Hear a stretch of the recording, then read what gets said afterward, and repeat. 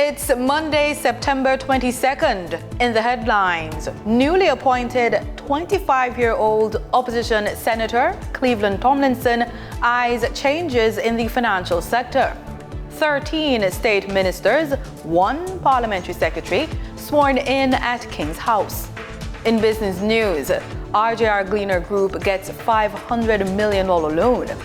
Regionally, United Nations Development Program calls for resilient human development in the region. And in sports, Shelly-Ann Fraser-Price ends career with silver in Jamaica's 4x100 meters relay.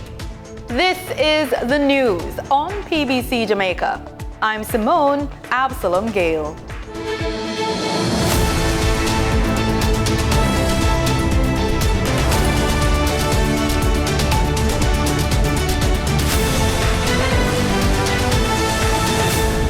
The Ministry of Health and Wellness has responded to concerns by China-trained doctors whose internship applications were reportedly rejected more than a month after the expected response deadline, stating that the program is currently oversubscribed.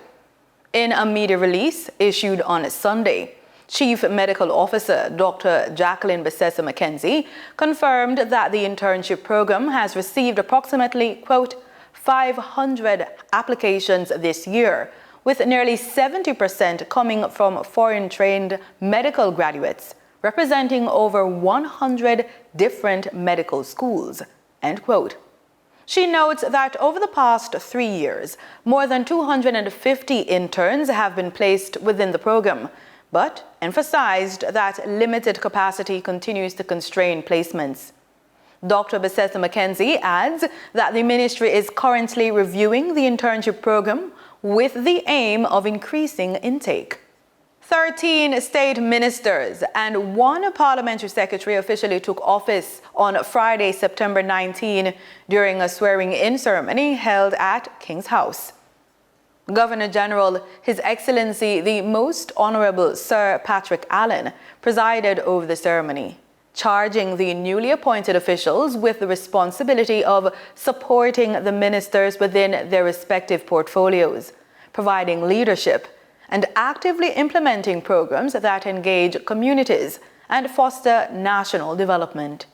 You are entrusted with responsibilities that strengthen the executive arm of our government and contribute to the delivery of excellent service to our citizens. This ceremony is more than symbolic. By taking the oath of allegiance and the oath of office, you solemnly pledge to serve with integrity, to rise above personal ambition or partisan interests, and to ensure that the initiatives of government redound to the benefit of all Jamaicans. Emphasizing the gravity of the public office, Sir Patrick Allen reminded the appointees that leadership in government must be grounded in the highest standards of accountability, transparency, and fairness. He encouraged them to earn and maintain the trust of the Jamaican people through principled action and consistent responsiveness. You are called upon to translate policy into meaningful action, thereby enabling transformation across the entire nation.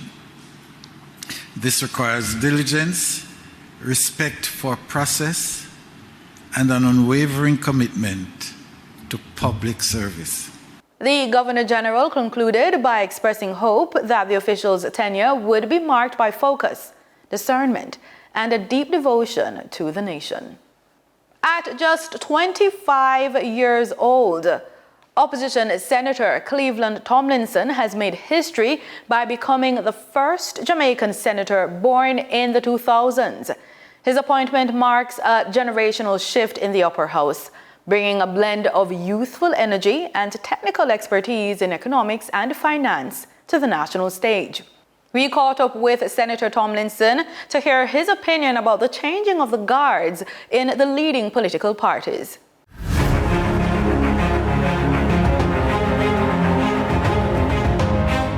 Well, in governance, they requires continuity. And the truth is, young people are not constrained by the weight of experience. So they bring fresh perspectives, new ideas, and innovative ways of addressing issues. And there are still challenges that oppress the Jamaican people today. And I think that how I've connected with my demographic and the sort of innovative thinking that we have that's abundant within our demographic, I will apply that to how we resolve the issues here in the Senate. Senator Tomlinson says he will be tackling issues in the financial sector. I know for sure I'll bring some private members' motion, some private members' bills, so that's how you refer to them. There are some issues in the financial services sector that we need to look at. I'm also concerned about the efficiency of voting on election day. I think we need to look at the Representation of the People's Act. That's something I'm particularly passionate about. And given what just obtained with the election, we saw some inefficiencies on the day. I think that some of the provisions in the legislation are archaic and not fit for modern democracy. So I hope to advance changes in that regard. Senator Tomlinson holds a Master of Science in Economics from the University of the West Indies, Mona, and a bachelor's degree in Business and Computer Studies from the University of Technology. Tomlinson's professional background includes experience in equities and fixed income analysis at Sagicor Investments Limited. The Jamaican education system is being urged to undergo major reforms, from financing to dropout prevention to teacher incentives, if it is to deliver stronger results. That's according to a new study from the Caribbean Policy Research Institute, Capri, which gave the country's performance a less than ideal grade. Denita Rodney has the details. The 2025 Jamaica Education Report Card from Capri gave Jamaica's education system poor marks, pointing to weak learning outcomes, inequities, and a low enrollment beyond primary school. Lead researcher Peter Cranston says too many students are being left behind. Out of every 100 students, only 73 will actually be enrolled in school. Or should I correct myself? Only 80, to be more positive. Only 80 will be enrolled in school. Can you guess how many of those 80 will complete secondary school? Only 73. But how many will leave secondary school with the qualifications to move on to higher education or even get a formal job? Close guess, 13. And this is in every 100 students.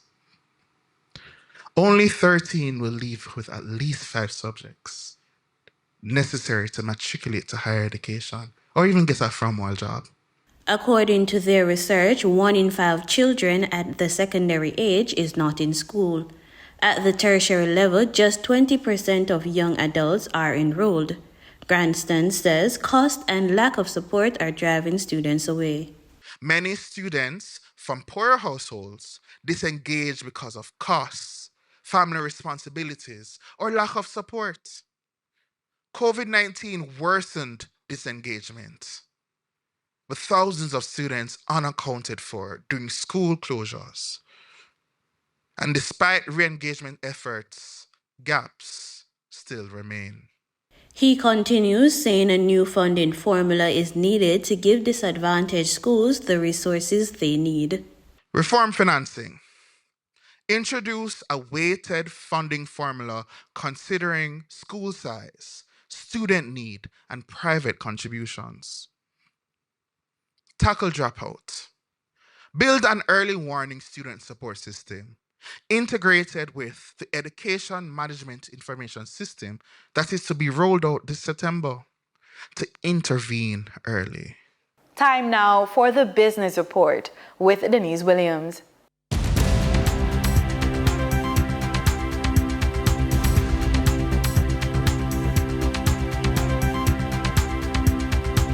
Welcome to today's Business Report. I'm Denise Williams, here to bring you the stories shaping the financial world and guiding your journey to smarter business decisions.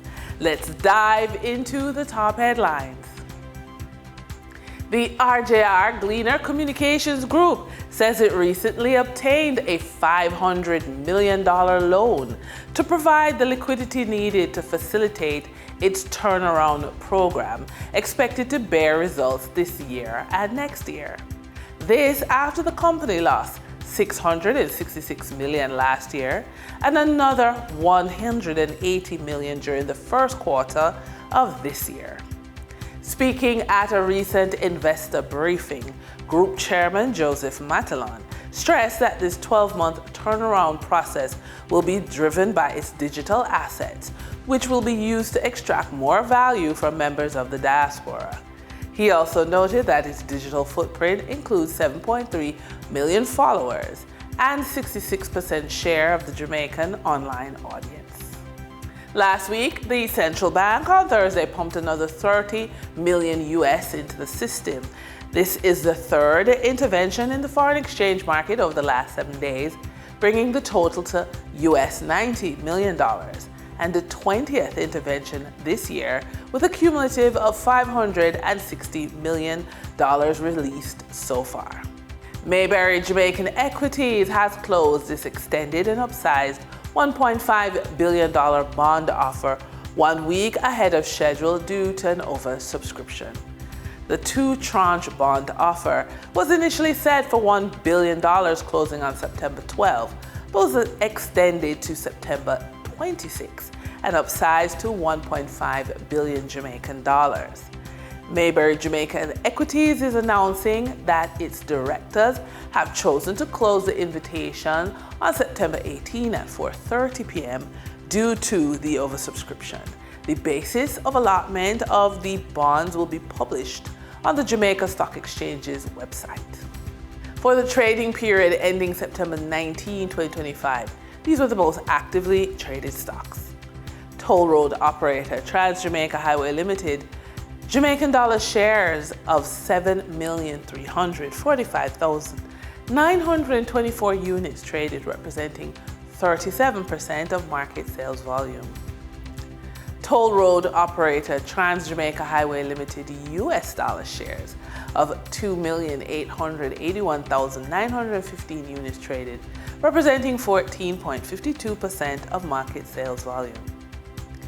Distribution firm Lasco Distributors Limited with 2,741,920 units traded, representing 13.81% of market sales volume. We now shift our focus to the Forex market rate set by the Bank of Jamaica. On September 19, 2025, the Bank of Jamaica reported US $49.06 million purchased and US $50.94 million sold by Forex traders.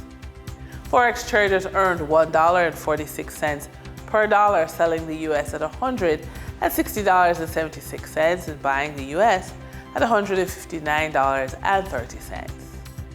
The Canadian dollar netted Forex traders $6.36 per transaction, with selling at $117.93 and buying at $111.57.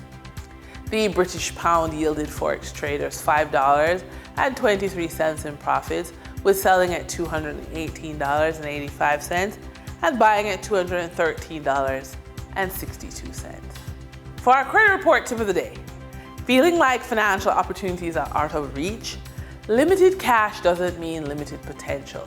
Your credit can be a powerful tool to access resources, grow assets, and build lasting wealth. Here's how to use it strategically. Separate personal and business credit. Protect your finances while giving your ventures access to capital. Shop for loan options wisely. A strong credit score lets you compare offers from multiple banks to secure the best terms. Then leverage credit for income-producing assets. Use lines of credit to invest in real estate, businesses, or dividend-generating assets. If you're a professional woman over the age of 45, watching asset prices soar while feeling left behind can be disheartening. Maybe peers made earlier life decisions that gave them a head start, and you're wondering if it's too late to catch up. But here's the truth. It's not too late. Rebuilding your financial foundation is possible strategically, deliberately, and confidently. Step 1, assess where you stand. Step 2, reframe your mindset. Step 3, prioritize cash flow and investment strategy. Step 4, strengthen your financial team. Step 5, take action, not excuses.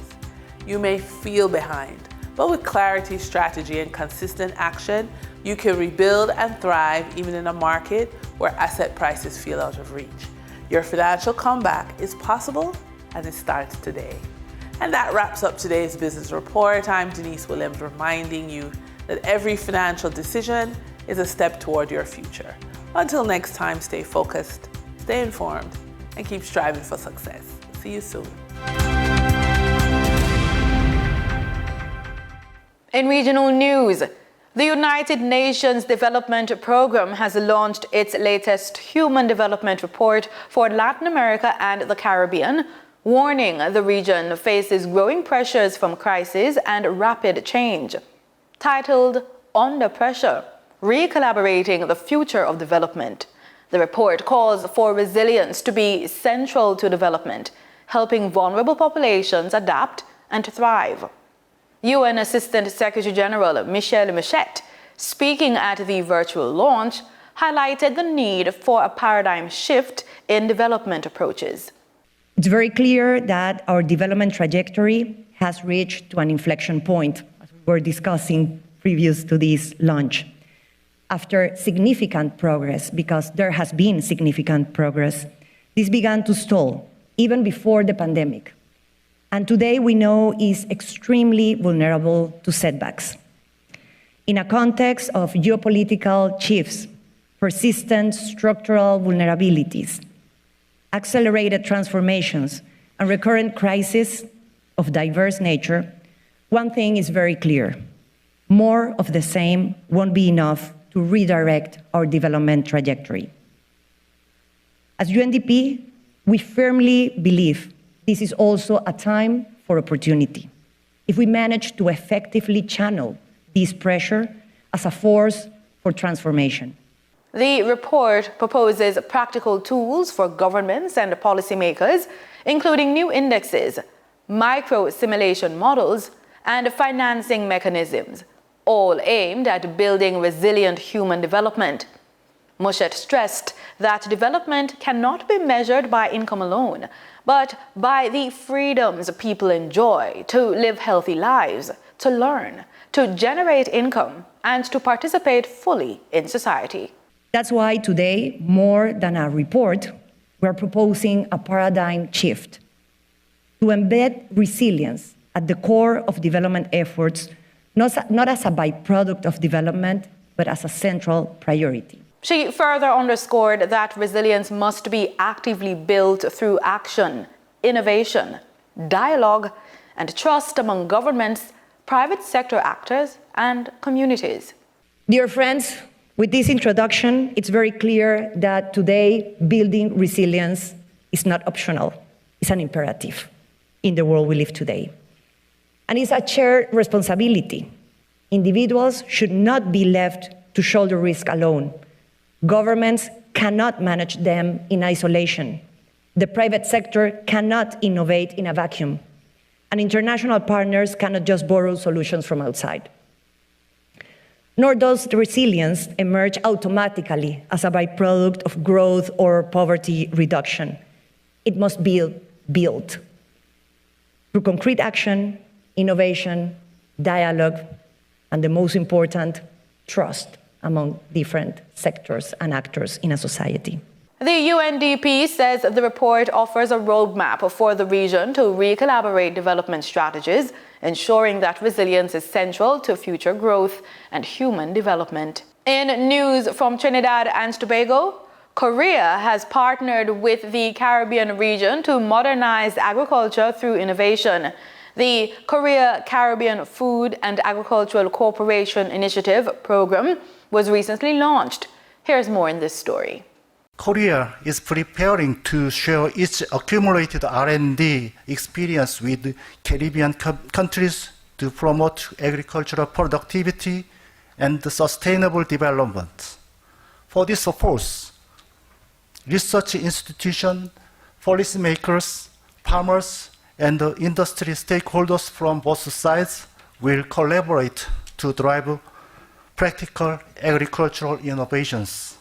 The Korea Caribbean Food and Agricultural Cooperation Initiative Program, COCARIB, is a partnership between the Rural Development Administration of the Republic of Korea and the Caribbean Agricultural Research and Development Institute. It seeks to address food security by tackling common challenges faced by the agricultural sector in the Caribbean region and Korea amid climate change through science-driven collaborations and policy discussions. Minister of Agriculture, Land and Fisheries Ravi Ratiram said the bold move comes at a time when the region faces volatile food import bills, pests and diseases, and unsustainable practices. Solutions. The COCARIB project provides a platform to strengthen our capacity through technology transfer and innovation, including mechanization, protected agriculture, and biosecurity. It will enhance research and development collaboration to improve resilience and productivity in key crops, build the capacity of farmers, extension officers, and researchers to adopt cutting-edge technologies and foster stronger partnership by deepening South-South and triangular cooperation between Caribbean, Korea, and regional institutions. Executive Director of KADI, Ansari Hussain, championed the partnership, highlighting some of the work that has already begun to unfold. It is anticipated that these projects will be implemented in the first instance in a few countries: Guyana, Trinidad and Tobago, Belize, and Dominica.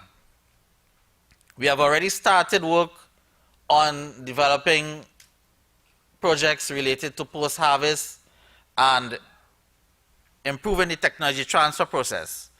And we have already held some virtual capacity building session along these lines across regional stakeholders involved.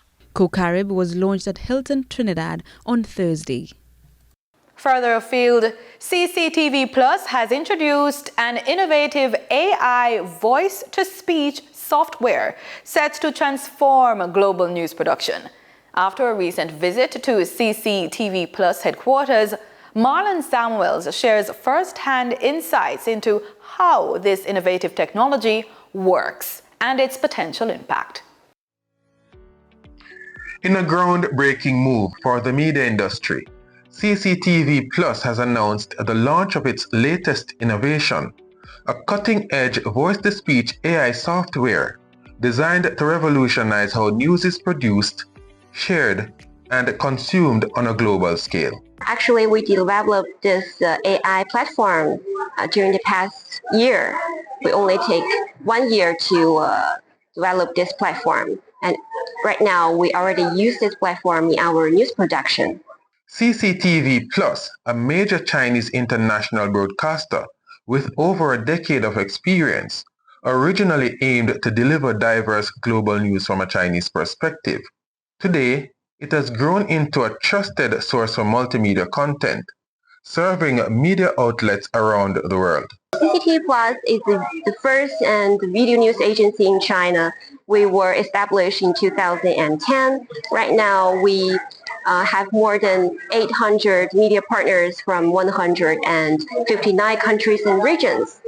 So after signing the new service agreement with us, you will be able to use our content, and not just news footage, but also live signals.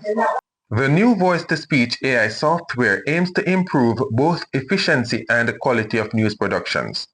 It can generate from the audio and video into text. And also we have a voiceover, like intellectual voiceover function.